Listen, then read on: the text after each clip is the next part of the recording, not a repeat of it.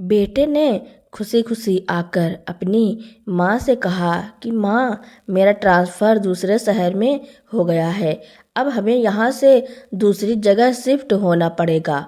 यह सुनकर माँ और उसकी पत्नी की खुशी का ठिकाना न रहा। लेकिन यह तो बेटे की चाल थी, यह उसकी पत्नी को भी पता थी। इसलिए वह खुश होने का इतना नाटक कर रही थी कि ऐसा लगता था कि वह इस बात से बहुत खुश है। तब गरिमा ने कहा कि हमें दूसरे शहर जाने की तैयारी कब से करनी है?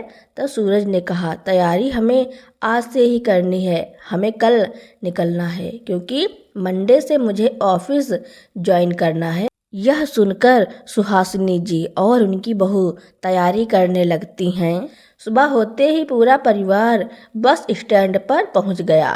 तब बेटे ने कहा, माँ आप यहीं बैठो, हम कुछ खाने को लेकर आते हैं। बेटा, बहू और उसके बच्चे खाने का सामान लाने के बहाने वहाँ से निकल जाते हैं। सुहासिनी जी वहीं बस स्टैंड पर बैठी रह जाती हैं। वह अपने बेटे का इंतजार करती हैं, लेकिन बेटा और बहू नहीं आते हैं। 65 साल की सुहासिनी जी बहुत परेशान लग रही थी। लगातार यहाँ वहाँ बेचैन नज़रों से देखती जा रही थी। वह काफ़ी देर से बस स्टैंड पर बैठी हुई थी। बस स्टैंड पर किताबों की एक छोटी सी दुकान चलाने वाला 25 साल का अनुराग उन्हें कब से देख रहा था। उन्हें मालूम था कि इस बूढ़ी औरत को बैठे बैठे कई घंटे हो चुके हैं, लेकिन ना तो उसे कोई लेने आया था और ना ही किसी अन्य व्यक्ति का ध्यान उनकी ओर गया था। अनुराग ने जब सुबह दुकान खोली थी तब उसने उस बूढ़ी औरत को वहां बैठे देखा था और अब दोपहर का समय हो चुका था, लेकिन वह बूढ़ी औरत अभी तक वहीं बैठी, जिसकी सूनी आंखें यहाँ वहाँ देखती जा रही थी, मानो किसी का इंतजार कर रही हों। उस बुजुर्ग महिला को ऐसी अवस्था में देखकर अनुराग को उन पर तरस आ गया। वह उनके पास गया और कहने लगा, अम्मा जी, आपको कहाँ जाना है? आप किसका इंतजार कर रही हैं? क्या कोई आपको लेने आएगा? अनुराग के सवाल पर सुहासिनी जी बोली, बेटा, सुबह से यहाँ पर अपने बेटे और बहू के साथ आई थी। दरअसल उन लोगों को भूख लगी थी, इसलिए पास की दुकान से खाने के लिए कुछ लेने गए हैं, पर पता नहीं क्यों उन्हें इतना समय लग गया। क्या तुम पास की दुकान से जाकर पता कर सकते हो कि वह लोग अब तक आए क्यों नहीं? उनकी बात सुनकर अनुराग ने कहा, लेकिन माँ जी, मुंबई जाने वाली बस तो सुबह सुबह निकल जाती है। यह सुनकर सुहासिनी जी बोली, नहीं नहीं बेटा, तुम्हें कोई गलतफहमी हुई है। मेरा बेटा मुझे अपने साथ ही मुंबई लेकर जा रहा है। वह यहीं पास में ही गया है। पता नहीं कैसे इतना समय लग गया, शायद आता ही होगा। ठीक है माँ जी, जब आपका बेटा आ जाए तो आप उसके साथ चली जाना, लेकिन आपको भूख लगी होगी तो क्या मैं आपके लिए खाने को कुछ ले आऊं? अनुराग ने पूछा तो सुहासिनी जी होठों पर मुस्कान लिए बोली, नहीं बेटा, मुझे खाने को कुछ नहीं चाहिए, बस मुझ पर एक उपकार कर दो। अगर हो सके तो मेरे बेटे को बुला दो, उसका नाम सूरज है। तब अनुराग ने कहा, ठीक है माँ जी, मैं जाकर देखता हूँ। ऐसा कहकर अनुराग ने आसपास की सभी दुकानों पर जाकर देखा, लेकिन सूरज नाम का कोई व्यक्ति उसे नहीं मिला। सभी जगह देखकर अनुराग ने वापस लौटकर सुहासिनी जी को कहा, माँ जी, मैं सब जगह देखकर आया हूँ, लेकिन आपके बेटे और बहू का कुछ पता नहीं है। पिछले 3 साल से बस स्टैंड पर किताबों की दुकान चला रहा था। उसे समझने में बिल्कुल भी देर न लगी कि आज फिर एक ममतामयी माँ का बेटा और बहू उसे धोखे से बस स्टैंड पर अकेले छोड़कर चले गए हैं। शहरों में अक्सर ऐसे केस आते ही रहते हैं जहाँ बुजुर्ग होते ही माता पिता को कोई अपने साथ नहीं रखना चाहता। तब अनुराग बोला, माँ जी, एक बात कहूँ, बुरा मत मानना, यहाँ आए दिन कोई न कोई ऐसा मिल ही जाता है जिसका बेटा बहू या बच्चे उसे यहाँ छोड़कर चले जाते हैं, या यहाँ नहीं, कभी कभार मंदिर में या पार्क में भी आजकल बच्चे अपने माँ बाप को छोड़कर चले जाते हैं। इतनी बात सुनते ही सुहासिनी जी नाराज होते हुए बोली, नहीं नहीं बेटा, जब तुम मेरे बेटे को जानते ही नहीं हो तो फिर उसके बारे में ऐसी बातें कैसे कर सकते हो कि वह मुझे धोखे से यहाँ छोड़कर चला गया है। तुमने ठीक से देखा ही नहीं होगा। नहीं माँ जी, मैं सब जगह अच्छे से देखकर आया हूँ, अनुराग ने कहा तो सुहासिनी जी और भी ज़्यादा परेशान हो गईं। फिर खुद को समझाते हुए बोली, कोई बात नहीं, हो सकता है कि कुछ और काम आ गया हो, थोड़ी देर बाद वह जरूर वापस आएगा। इसके बाद अनुराग भी अपने काम में व्यस्त हो गया। धीरे धीरे शाम ढलने लगी। जब अनुराग अपने घर जाने लगा तो अंधेरा हो चुका था। शाम के समय सर्दी पड़ने लगी। बेचारी बूढ़ी सुहासिनी जी अपने साड़ी के पल्लू से खुद को ढकने की असफल कोशिश कर रही थी और ठंड से कांपती जा रही थी। अनुराग एक भला व्यक्ति था। उसने सुहासिनी जी के पास आकर पूछा, माँ जी, आप रहती कहाँ हैं? आपका नाम क्या है और आपका बेटा कहाँ रहता है? क्या आपको मालूम है? तब सुहासिनी जी ने उसे अपना पता बताते हुए कहा कि बेटा, मुझे अपने बेटे के मुंबई वाले घर का पता तो नहीं मालूम है, ना ही मुझे यह पता है कि वह किस कंपनी में काम करता है, उसका ऑफिस कहाँ है। बस कुछ दिन पहले ही बेटा मुझे गांव से इस शहर में अपने पास लेकर आया था। यहाँ मैं अपने इकलौते बेटे, बहू और 10 साल के पोते के साथ रहती थी। फिर बेटे ने मुझे बताया कि अब उसका ट्रांसफ़र मुंबई में हो गया है, तो मैं उसके साथ वहीं जा रही थी। अब तो इंतज़ार करते करते रात होने को आई, लेकिन कोई नहीं आया। तभी अनुराग ने कहा, माँ जी, यदि आप चाहें तो आप मेरे साथ मेरे घर चल सकती हैं। मेरे परिवार में मेरी पत्नी और 2 बच्चे हैं। यदि आप चाहें तो आप रात वहीं काट लीजिए, सुबह यहाँ वापस आ जाइएगा। इस पर सुहासिनी जी बोली, नहीं बेटा, यदि मैं यहाँ से चली गई और मेरा सूरज यहाँ आ गया तो वह मुझे ढूंढने लगेगा और मैं ना मिली तो वह कितना परेशान हो जाएगा। तुम जाओ बेटा, मैं यहीं ठीक हूँ। तभी अनुराग ने अपनी दुकान में रखा एक मैट वहाँ बिछा दिया और अपने बैग में से एक हल्का कंबल निकाला और सुहासिनी जी को उड़ाते हुए बोला, अब आपने मुझे बेटा कह ही दिया है तो आप यहाँ आराम से बैठिए। रात को सर्दी पड़ने लगेगी तो आप कहीं बीमार ना हो जाएं।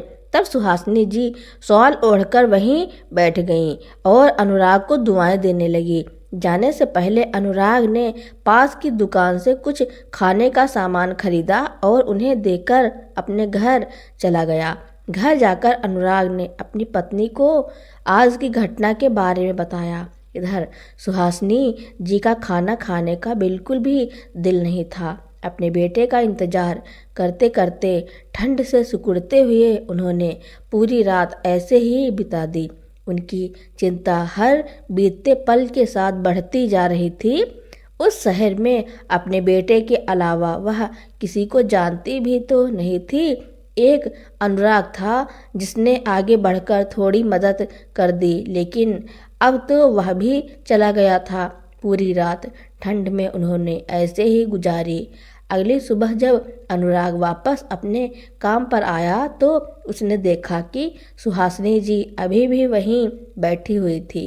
अनुराग आते ही सबसे पहले सुहासिनी जी के पास गया और उनसे कहने लगा, माँ जी, आपका बेटा अभी तक नहीं आया क्या? नहीं बेटा, न जाने कहाँ चला गया है, रोते रोते सुहासिनी जी बोली। तो अनुराग ने उन्हें पानी पिलाया और कहने लगा, माँ जी, मुझे तो कल ही इस बात का शक हो चुका था, लेकिन आप तो माँ है ना, इसलिए अपने बेटे पर आपको पूरा विश्वास था, लेकिन वह आपको छोड़कर हमेशा के लिए चला गया है। आपको वह अब कभी वापस लेने नहीं आएगा। यह सुनकर सुहासिनी जी ने बेचैनी से अपने बेटे को फ़ोन लगाया, लेकिन फ़ोन स्विच ऑफ था। कल से उसका फ़ोन भी बंद पड़ा है। बेटा समझ नहीं आता क्या करूं। कहते हुए सुहासिनी जी की बूढ़ी आंखों से आंसू बहने लगे। उनकी हालत देखकर अनुराग को उन पर बहुत तरस आ रहा था। किसी तरह उन्हें हौसला देकर अनुराग अपनी दुकान खोलने लगा और मन ही मन सोच रहा था कि अब शायद माँ जी अपने घर वापस लौट जाएंगी। लेकिन सुहासिनी जी वहीं बेंच पर बैठी बैठी आंसू बहाती रहीं। कुछ समय के बाद अचानक सुहासिनी जी बेंच से नीचे गिर गईं। अनुराग यह देखकर दौड़ा दौड़ा आया और उनके चेहरे पर पानी की छींटे मारे। थोड़ी देर में उन्हें होश आ गया। अनुराग थोड़ा घबरा गया था। उन्होंने उन्हें तुरंत उठाया और बेंच पर लिटाया। होश आने पर अनुराग ने पूछा, माँ जी आप बेहोश कैसे हो गई थी? तो सुहासिनी जी फिर से रोने लगी और बोली, दरअसल कल से बेटा कुछ खाया नहीं था, इसलिए शायद कमजोरी के कारण बेहोशी आ गई। यह सुनकर अनुराग हैरान रह गया और बोला, माँ जी लेकिन मैंने तो आपको खाना दिया था ना, फिर आपने खाया क्यों नहीं? फिर सुहासिनी जी आंसू बहाते हुए बोली, हाँ बेटा, लेकिन मेरा खाने का बिल्कुल भी मन नहीं था। अब तू ही बता, जिस माँ का बेटा उसे अकेला छोड़कर चला जाए, उसे क्या भूख लगेगी?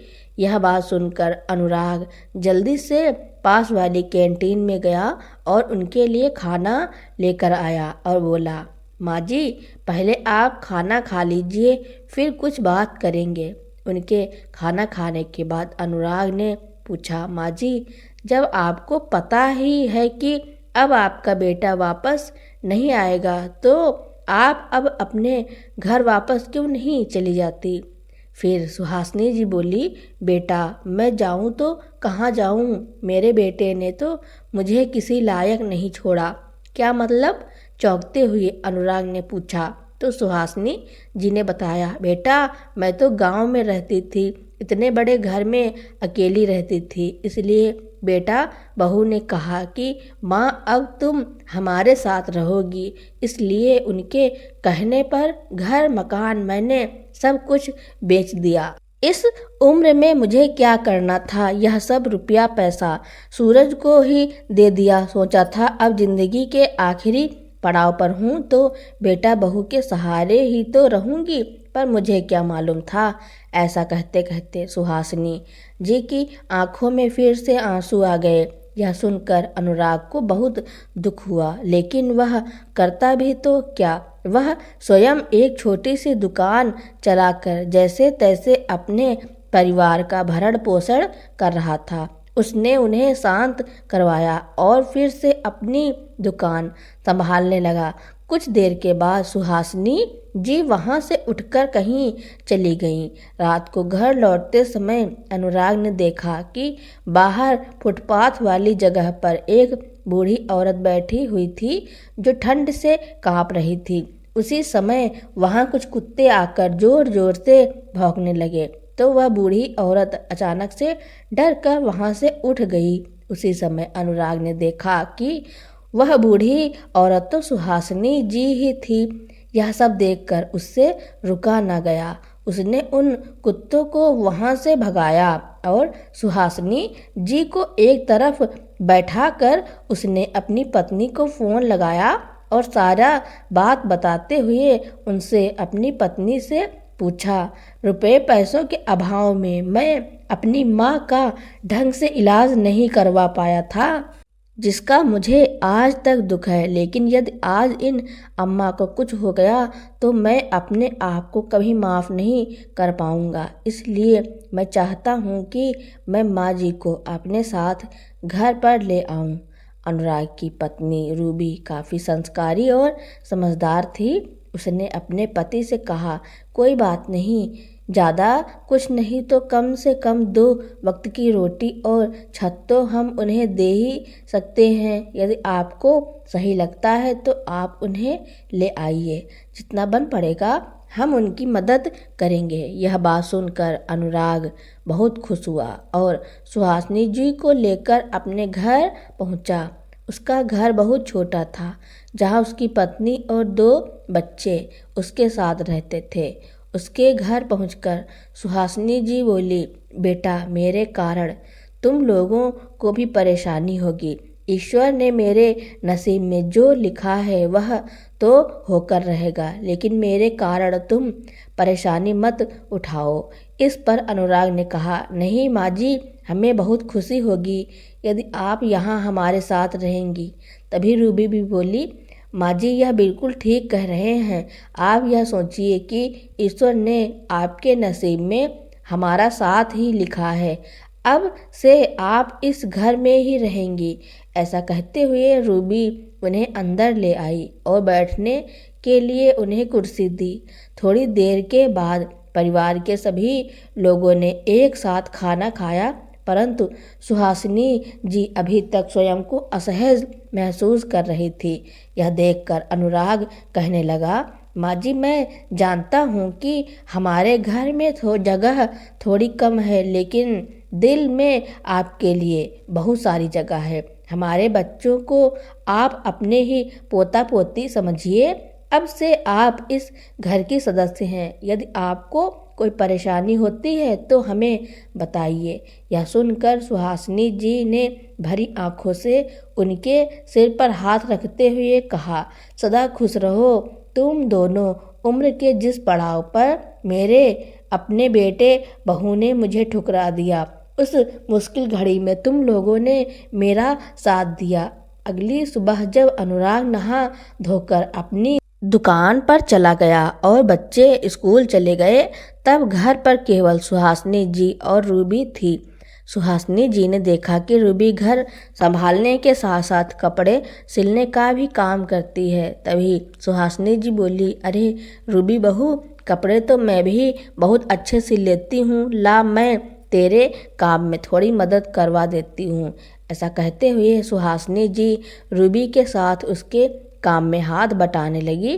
काम करते करते रूबी ने सुहासिनी जी से उनके परिवार के बारे में पूछा तो उन्होंने अपने बेटे और बहू की करतूत रूबी को बता दी, जिसे सुनकर रूबी हैरान रह गई और बोली, माँ जी वे दोनों अभी आपका दुख नहीं समझ पाएंगे। उन्हें इस दुख का एहसास तब होगा जब उनका अपना बेटा उनके साथ ऐसा करेगा। देखते ही देखते कुछ ही दिन में सुहासिनी जी ने रूबी का सारा काम निपटा दिया। धीरे धीरे सुहासिनी जी उनके परिवार में घुल मिल गई। अब परिवार के सदस्य की तरह ही हर काम में भाग लेती थी। अब सुहासिनी जी के आने के कारण रूबी का सिलाई का काम और भी अच्छा चलने लगा, क्योंकि सुहासिनी जी सिलाई के काम में माहिर थी, जिस कारण लोगों को उनका काम बहुत पसंद आने लगा। घर पर रहकर सुहासिनी जी बच्चों को भी संभाल लेती थी और बाजार से सब्जियां लाने जैसी छोटी मोटी जिम्मेदारियां भी अच्छे से संभाल लेती थी।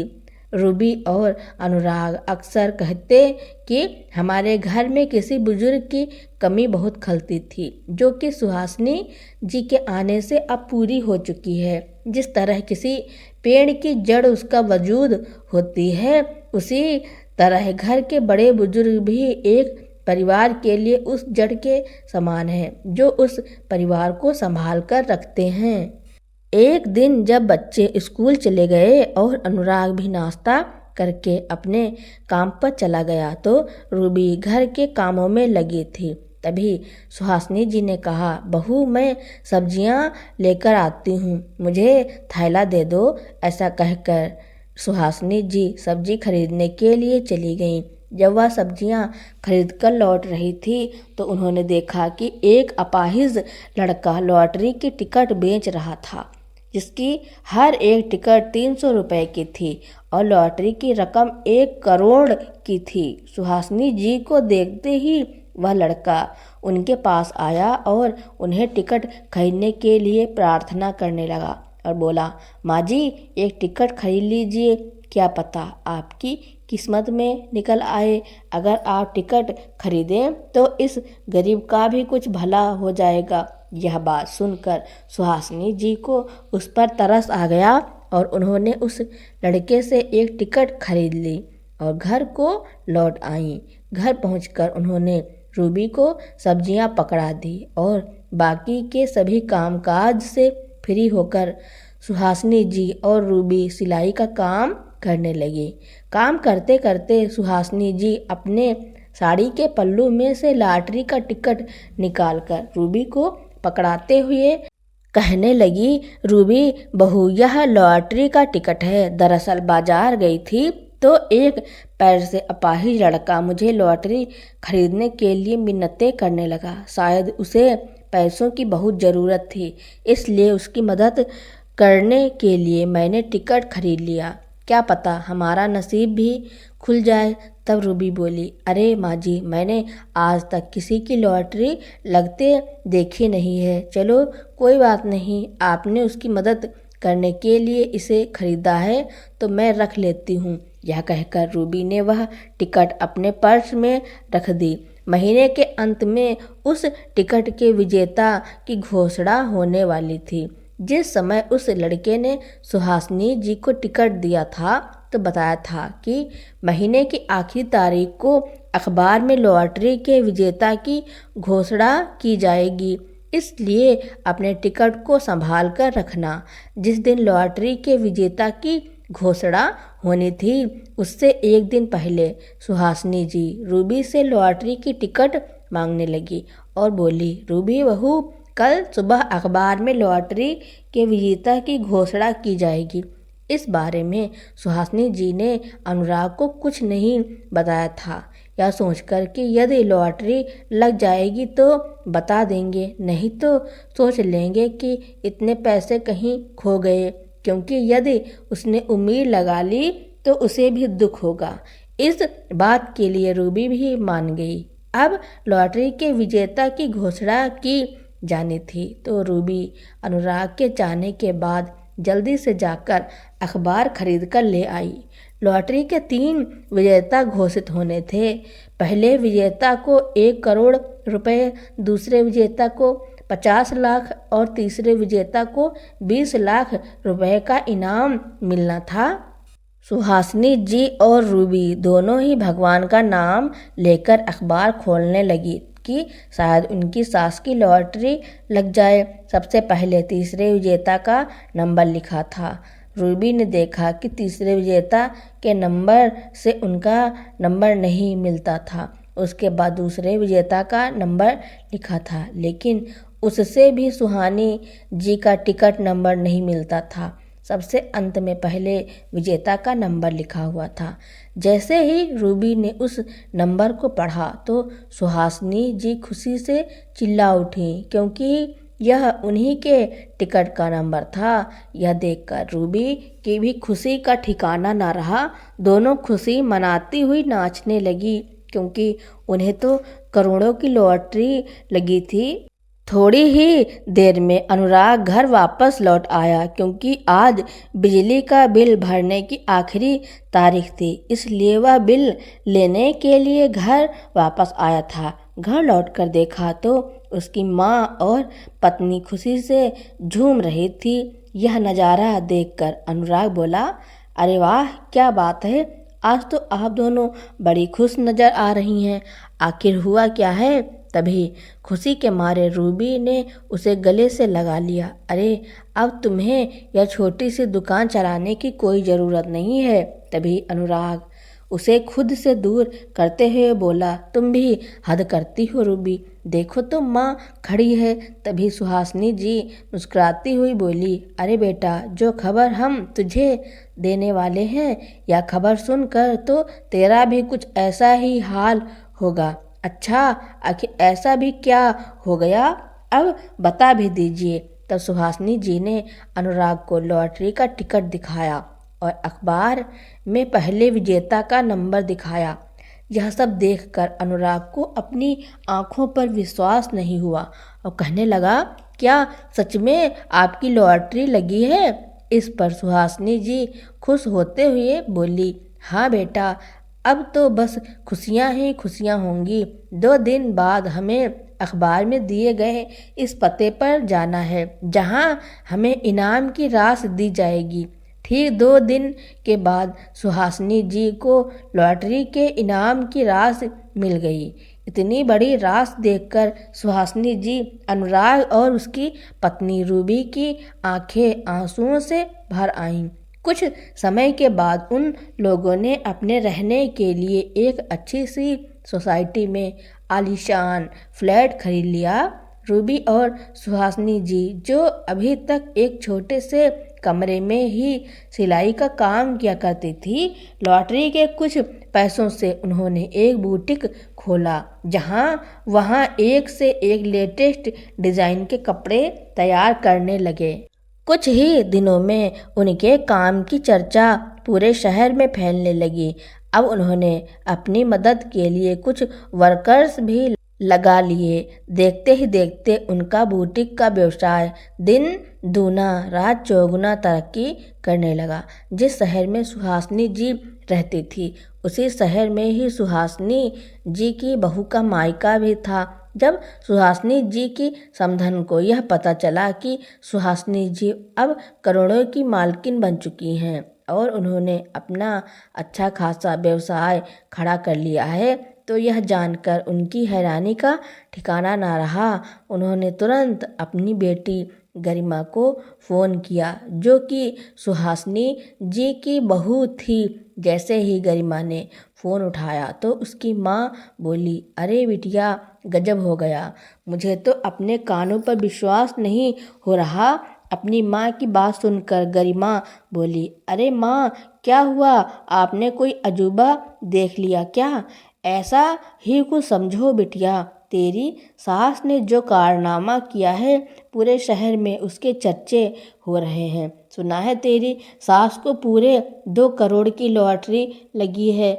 अब तो तेरी सास अपना व्यवसाय खड़ा करके खूब पैसा कमा रही है। यह बात सुनकर गरिमा के हाथ से फ़ोन छूट गया। उसे चक्कर आने लगे।